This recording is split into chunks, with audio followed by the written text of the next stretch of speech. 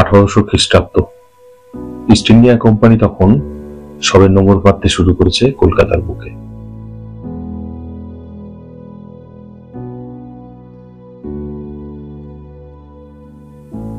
আর ঠিক এই সময়তেই বেশ কিছু বিত্তশালী জুট আখের ব্যবসায়ীরা ঠিক করলেন কলকাতার অদূরে তাদের একটা স্বপ্নের আস্তানা বানাবেন। ব্যাস, এই ভাবনাকেই তারা কেন্দ্র করে পৌঁছে গিয়েছিলেন ধান্যকুড়িয়াতে।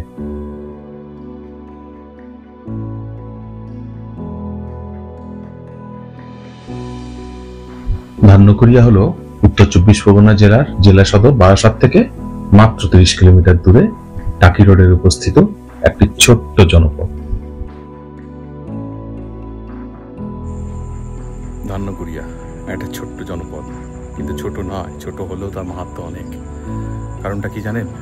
এখানে অনেক বিত্তশালী প্রভাবশালী জমিদাররা বড় বড় প্রাসাদপূর্ণ অট্টালিকা বানিয়ে রেখেছেন, যা কিনা ভারতীয় সংস্কৃতি এবং ইউরোপীয় সংস্কৃতির একটা চূড়ান্ত মেলবন্ধন, ফিউশন বলা যেতে পারে।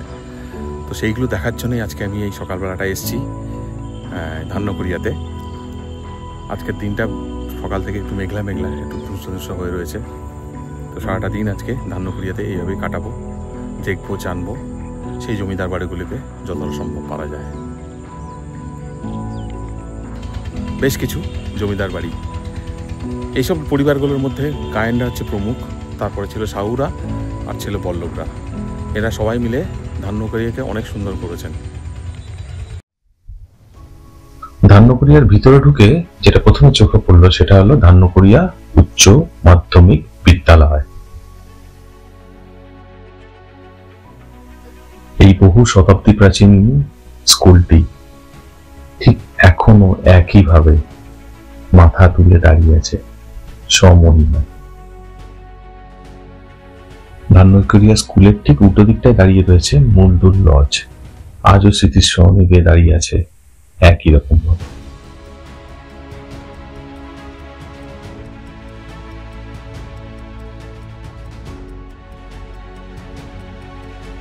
আমি এখন বসে আছি গায়েন রাজবাড়িতে। ধান্যকুড়িয়ার যদি সব থেকে সুন্দর রাজবাড়ি হয় অবশ্যই সেটা গায়েন রাজবাড়ি। 1840 সালে মহেন্দ্রনাথ গায়েন এটা তৈরি করেছিলেন, আর এখন ওনাদের পরিবারের একমাত্র সদস্য মনোজিৎ গায়েন মশাই এখানে থাকেন। পরিবারের বাকি সদস্যরা কলকাতায় চলে গেছেন। বিল্ডিংটা খুব ভালোভাবে লক্ষ্য করলে দেখা যাবে যে বিল্ডিংটা এল শেপের আর আয়নিয়ান পিলার দিয়ে তৈরি। আরেকটা বিশেষত্ব হলো বিল্ডিংয়ের প্রত্যেকটা ছাদের কোণায় গম্বুজাকৃতি রয়েছে, একটা স্ট্রাকচার রয়েছে, প্রত্যেকটা জিনিস সৌন্দর্যবর্ধন করে। তো সুতরাং এই রাজবাড়িটাকে আরো ভালোভাবে দেখবো, আরো ভালোভাবে জানবো। আজ এসেছি এই কারণের জন্য।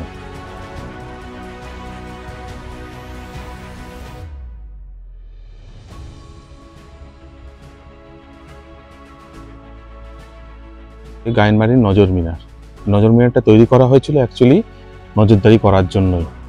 এটা 3 তলা, কিন্তু দেখলে বোঝা যাবে যে প্রথম যে 2টো তলা আছে, প্রথম 2টো তলায় কিন্তু ইউরোপীয় সংস্কৃতির ছোঁয়া আছে, আর যে 3য় তলাটা আছে পরিষ্কার ইসলামিক সংস্কৃতির সংস্করণ। উপরে গম্বুজাকৃতি চূড়া এবং সেখানে ইসলামী সংস্কৃতিকে পরিষ্কার তুলে ধরা হয়েছে।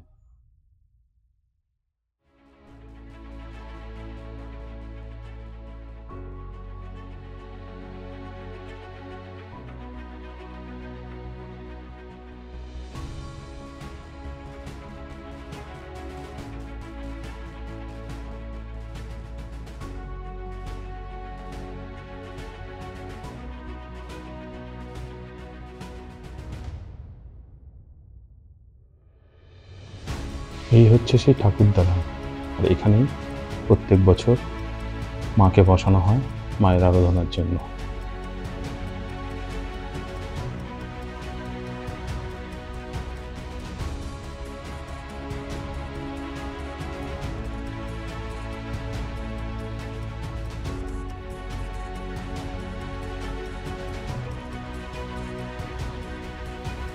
করিন্থিয়ান পিলার, আসলে এটি হলো ক্লাসিক গ্রিক রোমান আর ইসলামিক স্থাপত্যের মেলবন্ধনের এক চূড়ান্ত নিদর্শন। আর এই পিলারগুলোর মধ্যে যে সৌন্দর্যটা দেখা যায় তার মধ্যে অন্যতম হলো আকান্তা স্লিপের ডিজাইন, ভারী সুন্দর।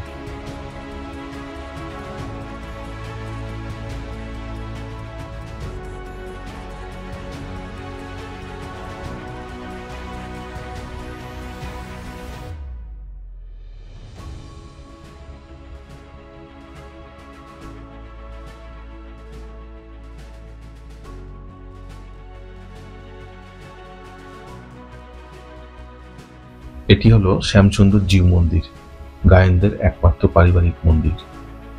এখানে এখনো ওনারা নিত্য নৈমিত্তিক পুজো করেন।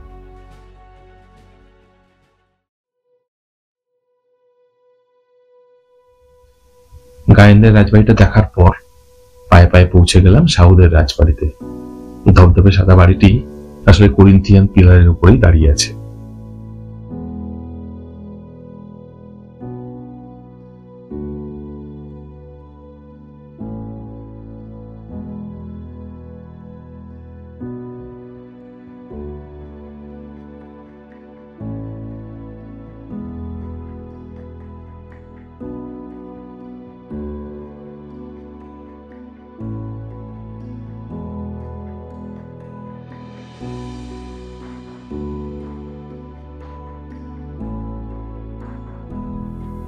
ভালো করে লক্ষ্য করলে দেখা যাবে যে কিছু কিছু জানলার যে আর্চগুলো রয়েছে সেগুলো শেড দেওয়া রয়েছে, আর কিছু কিছু আর্চ আবার দুভাগে ভাগ হয়ে গেছে ঘষা কাচের আভূষণে।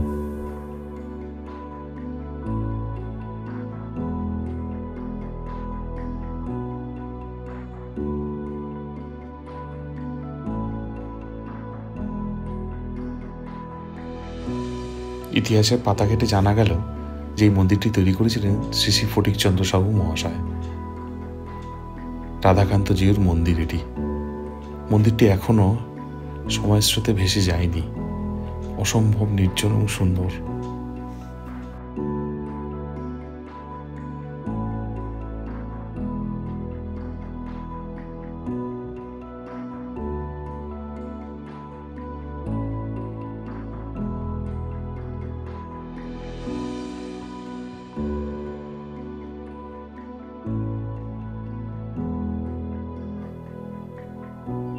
শ্রী শ্রী রাধাকৃষ্ণজিউ মন্দিরে ঘুরতে ঘুরতে ওনার এখানকার পুরোহিত মশাইকে দেখা পেলাম।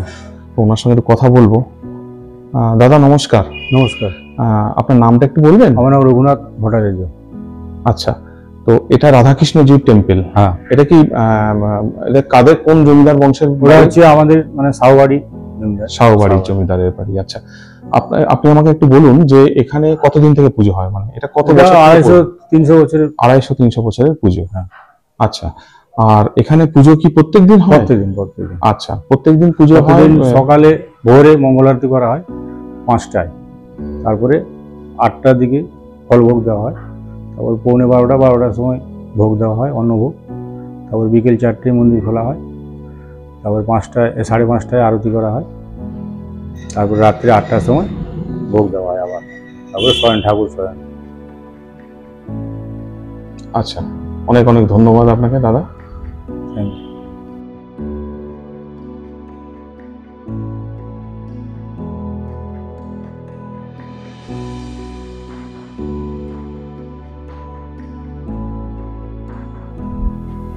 মন্দিরের গর্ভগৃহটি এখনো ভীষণ পরিষ্কার পরিচ্ছন্ন, কিন্তু চারিপাশের অংশটা সেইভাবে মেনটেন নয়।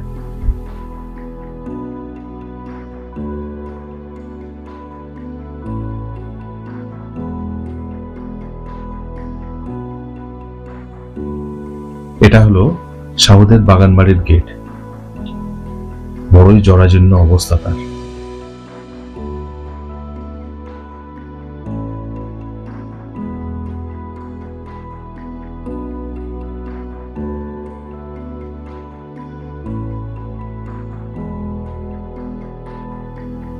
মূল বাগানবাড়িটা দেখে মনটা ভারাক্রান্ত হয়ে গেল।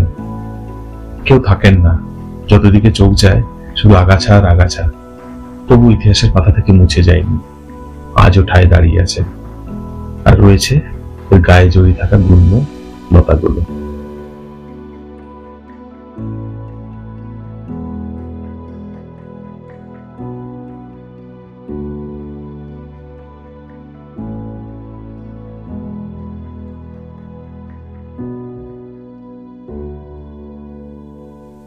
বাগানবাড়ির এই অংশটায় শুধুই অখণ্ড নিস্তব্ধতা। যদি কিছু শোনা যাচ্ছে সেটা শুধুমাত্র পাখিদের কুজন।